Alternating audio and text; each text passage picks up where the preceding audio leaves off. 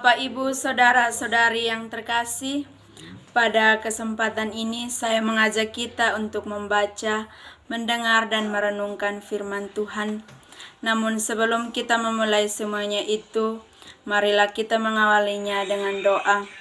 Marilah kita berdoa dalam nama Bapa dan Putra dan Roh Kudus. Amin. Tuhan Allah penyelenggara kehidupan, puji syukur dan terima kasih kami haturkan kehadirat-Mu atas segala berkat dan penyertaan-Mu kami hingga saat ini. Sekarang ya Bapa, kami merenungkan firman-Mu. Hadirlah selalu bersama kami, agar kami bisa merenungkan firman-Mu dengan baik, dan kami dapat terapkan di dalam kehidupan kami sehari-hari. Nama-Mu kami puji kini dan sepanjang masa. Amin. Inilah Injil Yesus Kristus menurut Markus. Dimuliakanlah Tuhan. Ketika Yesus, Petrus, Yakobus, dan Yohanes kembali pada murid-murid lain, mereka melihat orang banyak merumuni murid-murid itu, dan beberapa ahli Taurat sedang mempersoalkan sesuatu dengan mereka. Pada waktu orang banyak itu melihat Yesus, tercenganglah mereka semua dan bergegas menyambut Dia. Lalu Yesus bertanya kepada mereka, "Apa yang kamu persoalkan dengan mereka?"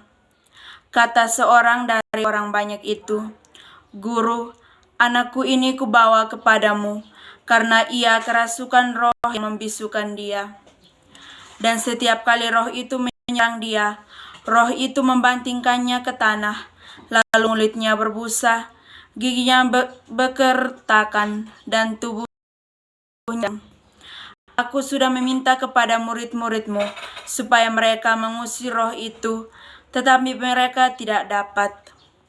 Maka kata Yesus kepada mereka, "Hai kamu angkatan yang tidak percaya, berapa lama lagi aku harus tinggal di antara kamu? Berapa lama lagi aku harus sabar terhadap kamu? Bawalah anak itu kemari." Lalu mereka membawanya kepadanya. Waktu roh itu melihat Yesus, anak itu segera digoncang-goncangnya, dan anak itu terpelanting ke tanah dan terguling-guling, sedang mulutnya berbusa.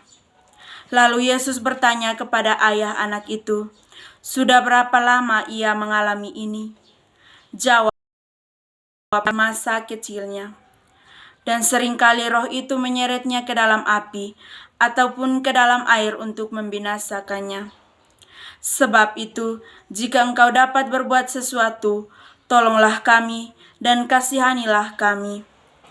Jawab Yesus, "Katamu, jika engkau dapat, tidak ada yang mustahil bagi orang yang percaya." Segera ayah anak itu berteriak, "Aku percaya, tolonglah aku yang tidak percaya ini." Ketika Yesus melihat orang banyak makin datang berkerumun, Ia menegur roh jahat itu dengan keras. Katanya, "Hai kau roh yang menyebabkan orang menjadi bisu dan tuli, aku memerintahkan engkau, keluarlah daripada anak ini dan jangan memasukinya lagi." Lalu keluarlah roh itu sambil berteriak dan menggoncang-goncang anak itu dengan hebatnya. Anak itu kelihatannya seperti orang mati, sehingga banyak orang yang berkata, "Ia sudah mati." Tetapi Yesus memegang tangan anak itu dan membangunkannya, lalu ia bangkit sendiri. Ketika Yesus sudah di rumah dan murid-muridnya sendirian dengan Dia, bertanyalah mereka, "Mengapa kami tidak dapat mengusir roh itu?" Jawabnya kepada mereka, "Jenis ini tidak dapat diusir, kecuali dengan berdoa." Demikianlah sabda Tuhan, terpujilah Kristus. Saudara-saudari yang terkasih dalam Kristus, murid-murid Yesus sudah sering melihat Yesus mengusir roh jahat. Yesus pun telah memberi kuasa atas roh-roh jahat kepada mereka. Begitu, mengapa para murid ini tidak mampu mengusir roh jahat yang membuat bisu dan gejala yang mirip sakit ayan tersebut? Jawab Tuhan Yesus dengan jelas, karena mereka kurang berdoa. Doa adalah berkomunikasi dengan Allah. Doa adalah nafas orang beriman. Kualitas dan kuantitas doa menentukan seberapa dalam hubungan seseorang dengan Allah. Doa mendekatkan diri anak pada Tuhan Yesus, Sang Sumber Kuasa. Tanpa dekat dengan Tuhan Yesus, para murid hanya mengandalkan kekuatan diri sendiri.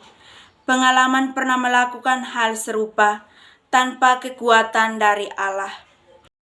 Bahkan bukan tidak mungkin pelayanan seperti itu terprediksi, hanya menjadi sekedar debat mengenai penyebab kerasukan setan dan berbagai kendala lainnya. Itu rupanya yang terjadi antara para murid dan beberapa ahli Taurat, disaksikan oleh orang banyak dan orang tua anak yang terganggu itu.